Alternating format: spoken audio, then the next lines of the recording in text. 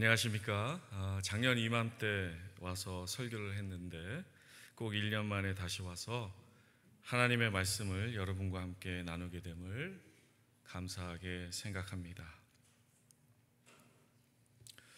우리가 살고 있는 이 세상은요, 우리에게 가르치고 있는 것이 있는데 항상 더 많이 가지라 가르치고 있습니다. 더 많은 권력, 더 많은 재물, 더 많은 지식 등을 가져야 한다고 가르치고 있습니다. 더 많이 갖는 것은 항상 좋은 일이라고 믿게 만들며 모두가 그 길을 따라가고 있습니다. 그래서 사람들은 어떻게 하든지 더 많은 돈을 벌어서 삶의 안전과 안정을 보장하기 위해 열심히 일하게 되었습니다. 열심히 일하는 것, 열심히 사는 것 자체에 대해서 잘못되었다고 드리는 말씀이 아닙니다. 왜 그토록 열심히 돈을 벌려고 하는지, 왜 열심히 살려고 하는지에 대한 목적과 의도를 질문하고 있는 것입니다. 처음에는 삶의 안전과 안정을 보장하려고 하다가, 즉 생존을 위해서 살려다가 이제는 그 생존을 넘어버리게 됩니다. 우리 인간이 그래요. 지붕이 있고 따뜻한 이부자리가 있고 새끼 밥 먹으면 되겠다 싶지만은 거기서 멈추지 않습니다. 생존을 넘어서서 더 많은 것들을 갖고 누리기 위해 욕심을 내게 되는 것입니다. 때로는 채워지지 않을 욕심인 것을 알면서도 우리는 다 알아요. 욕심을 내도 내가 절대로 만족해지지 않을 것을 알면서도 그 길을 갑니다. 그 길을 가지 않으면은 어떻게 될까 봐 두려워서, 누락되는 것은 아닌지, 잘못되는 것은 아닌지, 어떻게 하든지 내 손으로 내 삶을 컨트롤해야 된다는 그런 두려움에서 나오는 강박관념으로 살아가게 되는 것이죠. 사람들만 그러는 것이 아닙니다. 국가들도 마찬가지예요. 그들은 탐욕 때문에 다른 나라를 침략하고 무고한 사람들에 대한 전쟁을 정당화합니다. 자기 자신, 그 국가의 이익을 위한 일이라 하면서 수많은 사람들이 죽고 다치고 집을 잃어버리고 있지 않습니까? 그것은 이 세상이 우리에게 더 가지라, 많은 것이 좋다, 누려라, 네 인생을 컨트롤해라 라는 가르침 때문입니다. 사람들이 점점 더 많이 모으려고, 가지려고 하는 것은 물질적인 부분만이 아닙니다. 물질적인 부분이 가장 먼저 드러나는 것이고 시작점이 되겠지요. 그러나 거기서 그치지 않습니다. 사람들은 더 많은 지식과 데이터를, 정보를 축적하면 현명해질 것이라 생각합니다. 현명해져서 삶의 어려움을 풀어나가고자, 컨트롤하고자 하는 욕망을 채우고자 합니다. 그래서 이것도 보고 저것도 보고 유튜브를 통해서 많은 것들을 보지만 여러분들 현명해지셨습니까? 그것이 자동적으로 우리를 지혜로운 사람, 세상에 돌아가는 것을 절대적으로 직시하고 분별하는 그런 현명한 사람으로 만들지는 않습니다. 여러분들 데이터만 쓰고 있는 거예요.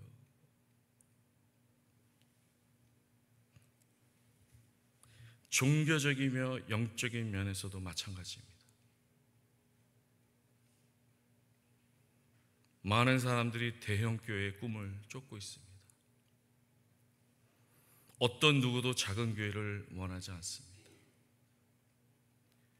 왜 그렇게 되었을까 질문하게 됩니다. 나의 인생은, 내 가족은, 그리고 그 가운데, 이 교회 가운데 하나님의 뜻은 어디 있는지 질문하게 됩니다. 많은 사람들이 하나님의 축복을 물질주의적인 것으로만 연결하고 있기 때문입니다. 하나님의 축복은 당연히 물질로 나타납니다. 그런데 그것뿐만이 아니라는 말씀이에요. 그래서 믿는 자들도 멤버십이든 재정이든 숫자를 중요하게 생각하게 되는 것이죠. 현실을 무시해도 된다는 말씀은 아닙니다. 그러나 예배를 드리고 자녀들을 교육시키고 선교를 보내고 성도의 교제를 하는 이 모든 영적인 액티비티 안에 나의 생각은, 나의 태도는 무엇인가? 무엇이 내 감정과 생각을 govern하고 있는가, 조종하고 있는가 질문하게 됩니다.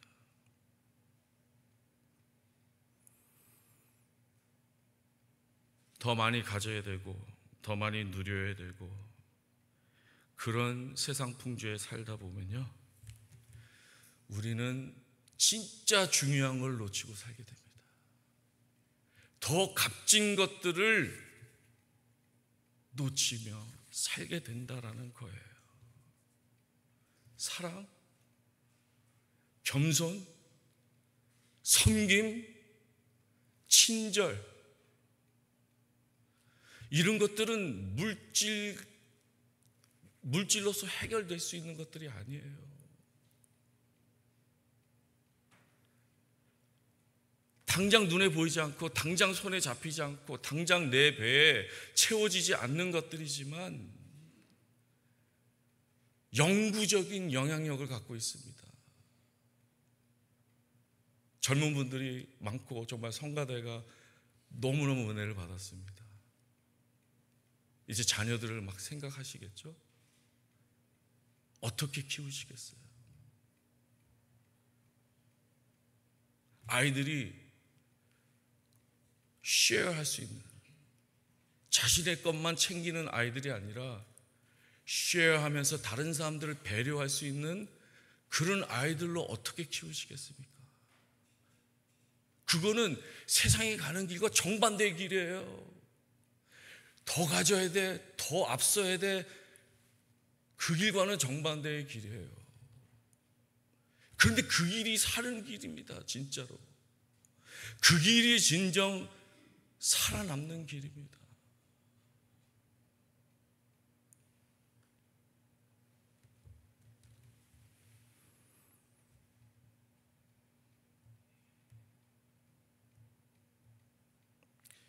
그러므로 오늘 예배 드릴 때에도 다른 어떤 생각하지 마시고 겸손한 마음으로 하나님의 은혜 필요합니다. 하나님 도와주세요. 하나님밖에 없습니다라는 그런 겸손함과 간절함으로 나오시기 바랍니다. 그것을 가장 하나님이 기뻐하세요. 우리의 의, 우리의 업적, 내가 이런 말도 하고 저런 걸 할 수 있다라는 것 다 필요 없습니다. 하나님은 우리로부터 아무것도 원하지 않으세요. 하나님은 그런 필요가 있는 분이 아니세요. 그렇기 때문에 성경에서는 말씀하기를 하나님은 중심을 보는 하나님이시라. 외모가 아니라. 그 외모 속에 우리의 그런 강박관념에서 나오는 말과 행위와 그런 것들이 포함되어 있는 것이죠.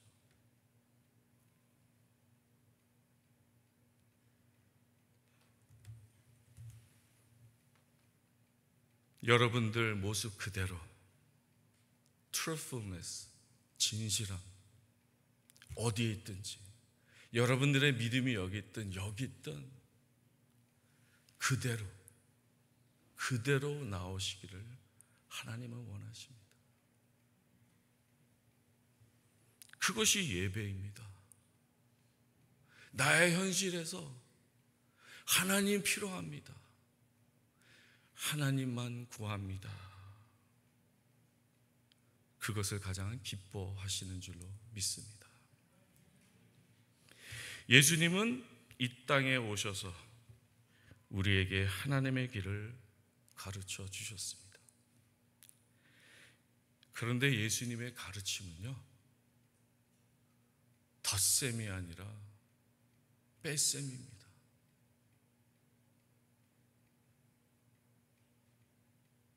이것도 해야 되고 저것도 해야 되고 이것도 알아야 되고 이것도 갖추어야 된다고 절대로 얘기 안 하셨어요. 하나님의 나라를 원하느냐?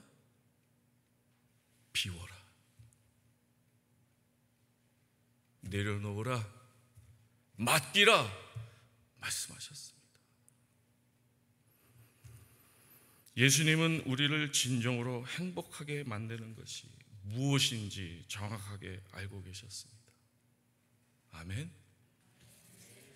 축적하고 쌓아두는 것으로는 결코 행복해질 수 없습니다. 더 많이 모으는 것으로 결코 행복한, 만족한 삶을 살 수 없습니다. 오히려 그런 것들은 하나님을 만나는데 걸림돌이 될 것입니다. 하나님을 만나는데 그런 것들이 걸림돌이 될 수 있습니다. 오늘 본문 마태복음 5장 3절은요, 산상수훈 중에서도 팔복에 나오는 말씀인데, 예수님이 산 위에 오르실 때 당신을 찾아오는 자들에게 복된 삶이 무엇인지 가르쳐 주실 때 하신 말씀입니다. 8가지 축복 중에 첫 번째 복에 대한 말씀인데요, 우리 다 같이 다시 한번 읽으면 좋겠습니다. 시작. 심령이 가난한 자는 복이 있나니 천국이 저희 것이며. 아멘. 예수님은 우리에게 복된 삶, 행복한 삶을 살기를 원하셨습니다. 우리의 마음속에 그 어떤 것보다 가난한 심령을 늘 가질 수 있기를 바랍니다. 가난한 심령, 욕심, 탐심, 시기, 질투, 분노가 아니라 가난한 심령.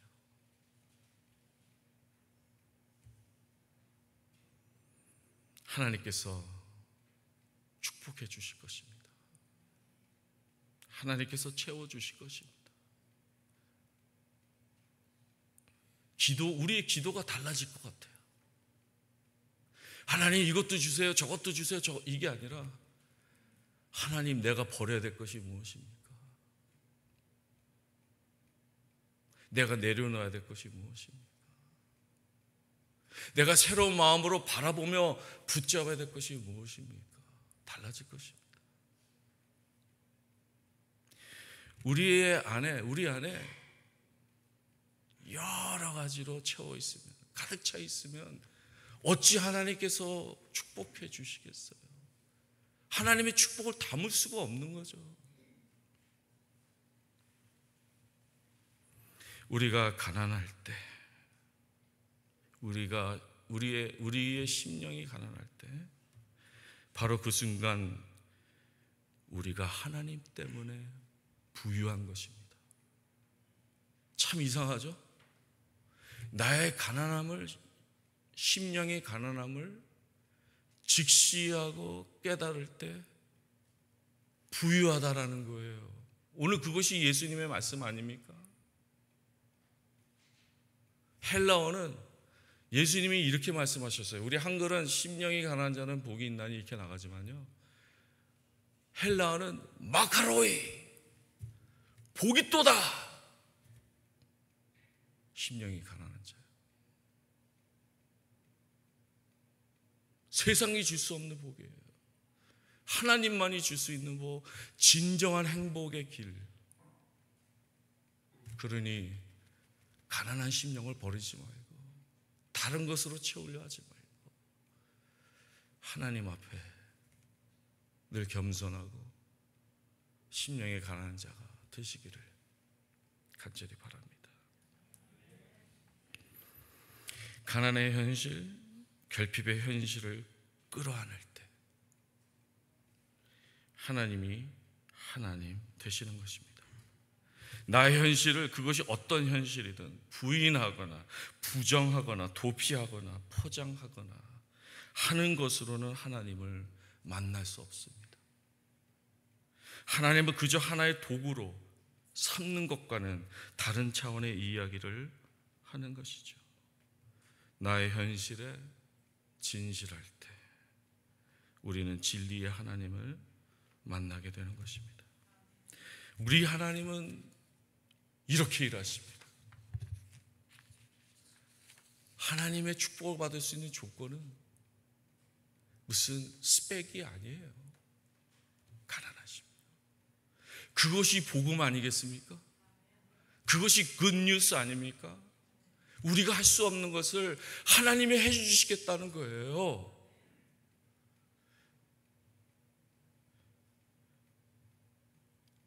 이것이 많은 사람들에게 숨겨져 있지만 하나님의 나라에 대해서, 그분의 역사에 대해서 눈이 조금씩 열리는 사람들은요, 세상 그런 거에 현혹되지 않습니다.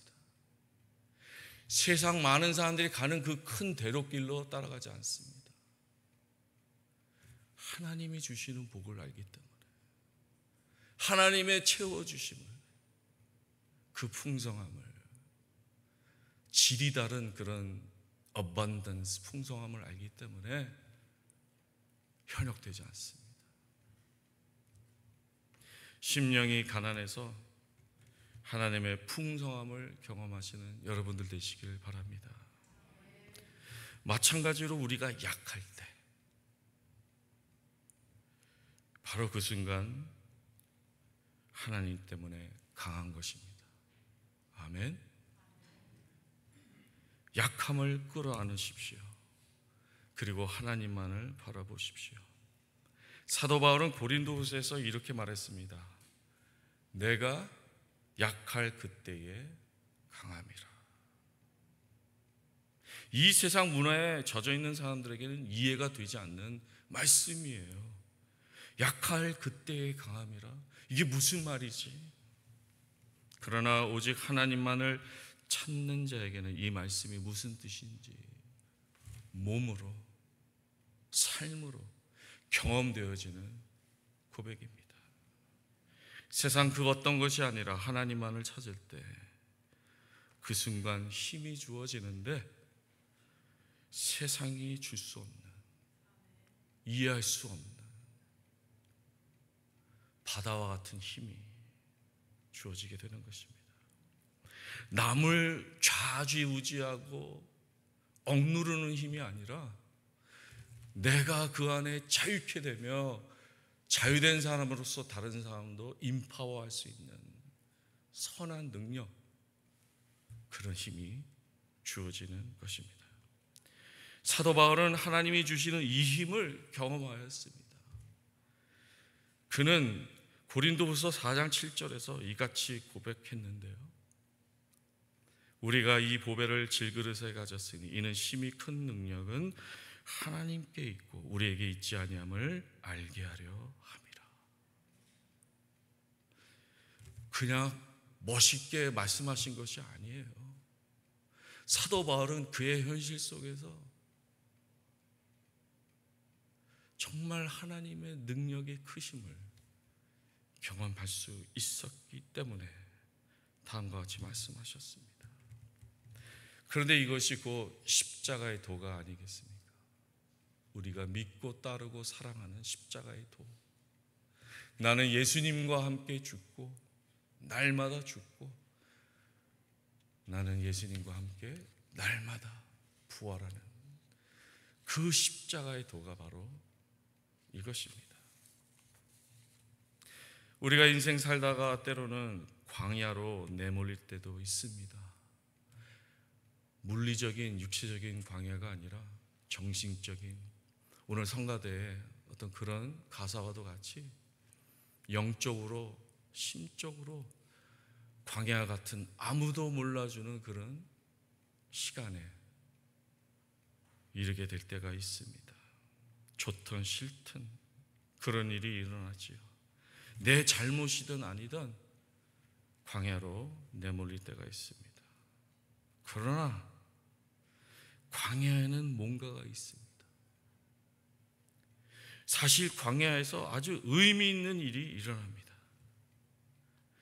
광야는 우리에게서 불필요한 것들을 벗겨내게 합니다. 형식, 가식, 사회적 가면 등을 벗겨내고요.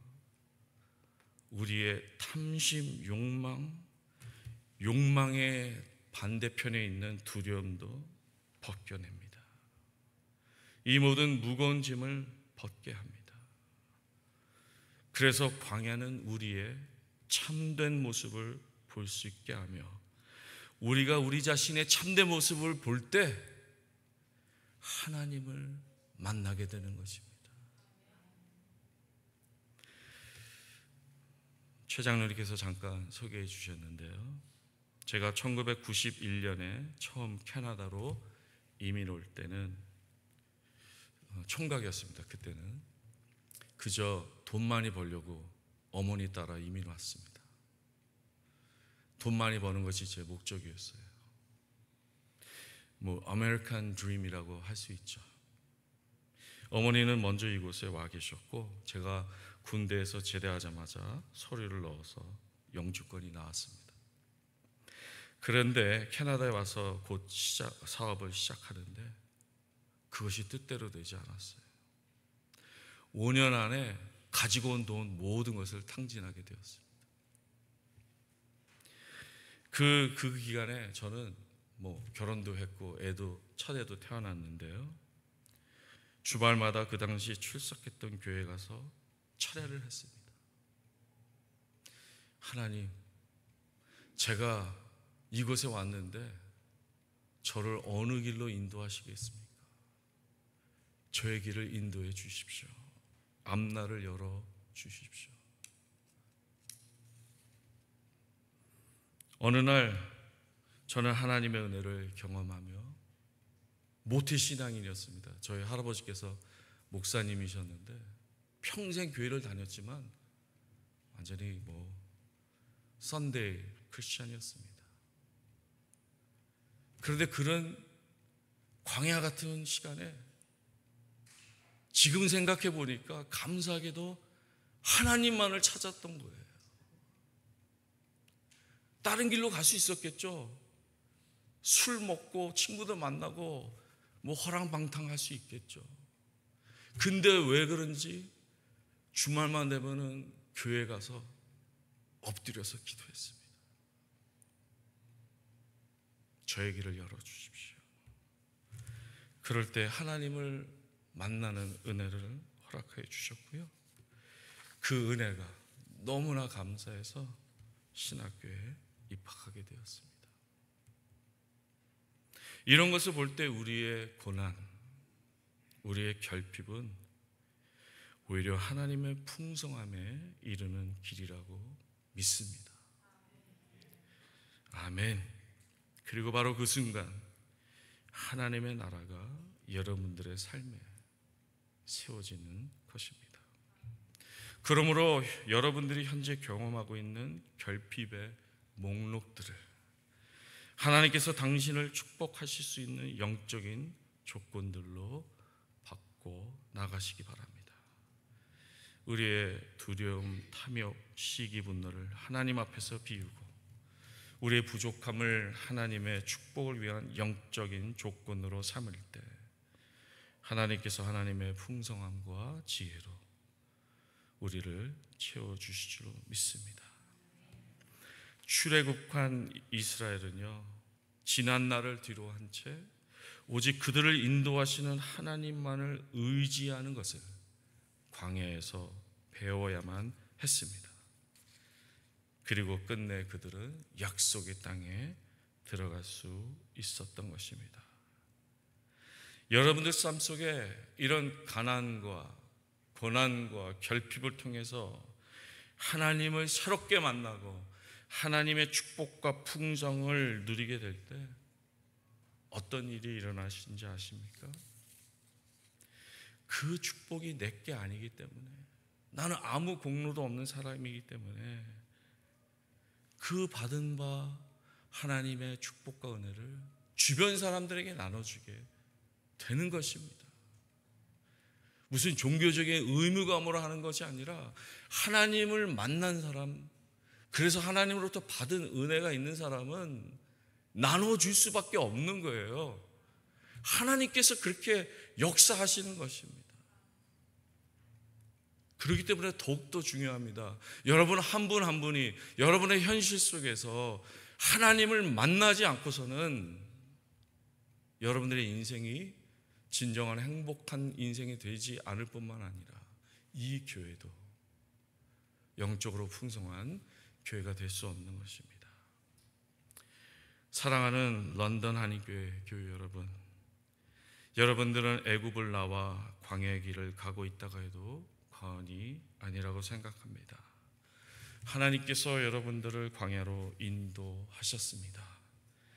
그래서 하나님만이 여러분들의 하나님이 되시길 원하시는 줄로 믿습니다. 결핍과 부족이 오히려 하나님을 진정으로 만날 수 있는 영적인 조건이 될 줄로 믿습니다. 여러분들의 힘으로나 지혜로나 재물로도 이룰 수 없는 오직 영적인 사람들이 되어야 하는 광야의 시간이 되시길 간절히 바랍니다. 그래서 하나님을 만나고 하나님이 주시는 풍성한 은혜, 이 세상 그 어떤 것도 비교할 수 없는 충만한 축복이 여러분들에게 임하기를 간절히 기도합니다. 함께 기도하시겠습니다. 모든 것을 합력하여 선을 이루시는 하나님, 우리로 하여금 광야의 시간을 통해서 정금같이 나오게 하시는 하나님, 하나님만을 바라봅니다. 하나님만을 바라보고 찾고 간구하오니 우리를 변화시켜 주옵소서. 모든 욕망과 두려움, 시기와 분노 등을 내려놓게 하시며 우리의 결핍과 부족이 오히려 하나님을 만나는 그런 영적인 조건들이 되게 역사하여 주옵소서. 우리는 질그릇 같은 존재들입니다. 그러나 심히 능력이 큰 하나님을 사랑하고 믿사오니 이 질그릇에 하나님의 능력과 지혜와 사랑을 퍼부어 주옵소서. 우리를 강건하게 하사 우리가 모두 하나님의 은혜의 통로 되어 우리가 속한 이 교회와 지역사회로 흘려보내는 역사 허락하여 주옵소서. 예수님의 이름으로 기도합니다.